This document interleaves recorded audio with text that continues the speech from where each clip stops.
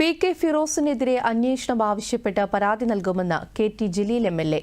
മുസ്ലിം league മയക്കുമരുന്ന് കച്ചവടക്കാരുടെയും സാമ്പത്തിക തട്ടിപ്പുകാരുടെയും പാർട്ടിയായി മാറിയതായി അദ്ദേഹം മലപ്പുറത്ത് ആരോപിച്ചു. മലപ്പുറം ജില്ലയിൽ സാമ്പത്തിക തട്ടിപ്പ് കൂടുന്നുവെന്നും കെ.ടി. ജലീൽ വാർത്താസമ്മേളനത്തിൽ പറഞ്ഞു.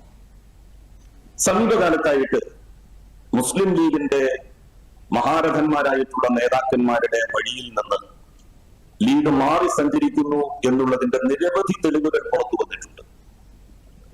അതിൽ വളരെ പ്രധാനപ്പെട്ട ഒന്നാണ് മയക്കുമരുന്ന് കേസുമായി ബന്ധപ്പെട്ട് നമ്മളുടെ സംസ്ഥാനത്തിന്റെ വിവിധ ഭാഗങ്ങളിൽ പിടിക്കപ്പെടുന്ന ലീഗിന്റെ പ്രാദേശിക നേതാക്കൾ ജീവിതത്തിൽ സൂക്ഷ്മത പുലർത്തിയ മഹാരഥന്മാർ രൂപം നൽകിയ പാർട്ടി ഇന്ന് മയക്കുമരുന്ന് വിൽപ്പനക്കാരുടെയും സാമ്പത്തിക തട്ടിപ്പ് നടത്തുന്ന ആളുകളുടെയും വിഹാര കേന്ദ്രമായി മാറിക്കഴിഞ്ഞിരിക്കുകയാണ്.